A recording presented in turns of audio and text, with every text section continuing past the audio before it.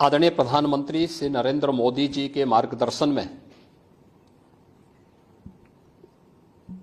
देश की नई संसद में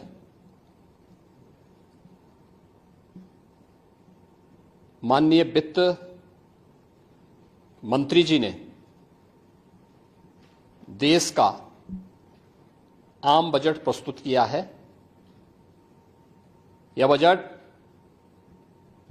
सर्वस्पर्शी, सर्वसमावेशी, विकासोन्मुख 140 करोड़ भारतवासियों की आशा, आकांक्षा और अमृत काल के संकल्पों को पूरा करने वाला सिद्ध होगा। आम बजट 2024-25 आत्मनिर्भर एवं विकसित भारत के निर्माण का एक आर्थिक दस्तावेज है। इस आम बजट में अंत्योदय की पावन भावना, विकास की असीम संभावना और नवोन्मेष की नवदृष्टि है। इस आम बजट में अन्नदाता किसानों की समृद्धि के लिए 1,52,000 करोड़ रुपए, कृषि और सहायक सेक्टर के लिए, महिला सशक्तिकरण के लिए 3 लाख करोड़ रुपए से अधिक का प्रावधान किया गया है। स्वाभाविक रूप से आधी आबादी, देश के सबसे बड़े राज्य उत्तर प्रदेश की आधी आबादी इससे सर्वाधिक लाभान्वित होने वाली है, और खासतौर पर तब जब उत्तर प्रदेश 2020 से ही मिशन शक्ति के कार्यक्रम को प्रभावी ढंग से यहां पर जमीनी धरातल पर उतार रहा है। सर्वाधिक अन्नदाता किसान उत्तर प्रदेश के अंदर निवास कर रहा है। उन अन्नदाता किसानों की समृद्धि में आज संसद में प्रस्तुत आम बजट बड़ी भूमिका का निर्वहन करने वाला है। युवाओं के लिए लाखों नौकरियों के साथ साथ मध्यम वर्गीय परिवार के लिए प्रत्यक्ष कर यानी इनकम टैक्स में जो नए टैक्स स्लैब की घोषणा हुई है, ये सभी अभिनंदनीय है, स्वागत योग्य है। इस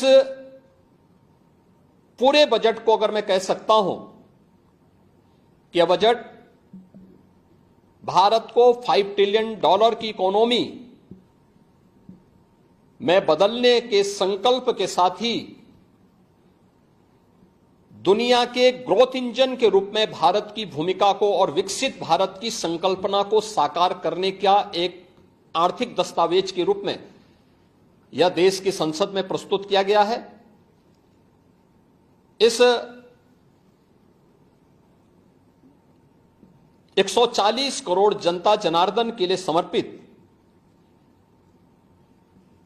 उनकी आशा, उनकी आकांक्षा और अमृत काल के संकल्पों को पूरा करने वाले इस बजट के लिए मैं आदरणीय प्रधानमंत्री जी के प्रति आभार व्यक्त करता हूं। माननीय केंद्रीय वित्त मंत्री माननीय श्रीमती निर्मला सीतारमण जी को और उनकी पूरी टीम का मैं अभिनंदन करता हूं। मध्यम वर्ग को राहत देने के लिए इस आम बजट में जो उपाय किए गए उसको लेकर क्या कहना है?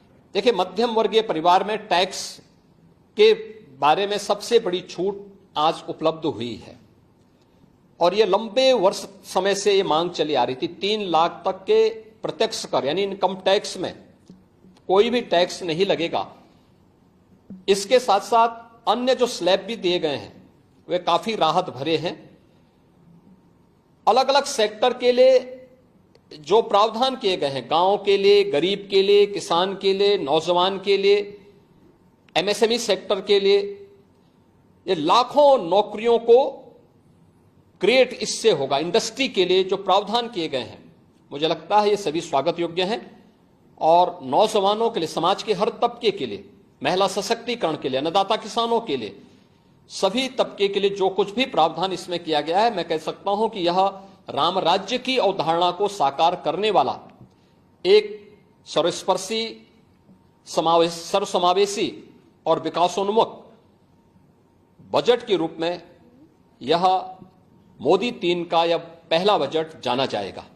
हर न्यूज अपडेट के लिए डिस्क्रिप्शन बॉक्स में दिए हुए लिंक से ज्वाइन करें रॉयल बुलेटिन का व्हाट्सएप ग्रुप और पाएं हर खबर सबसे पहले अपने व्हाट्सएप पर।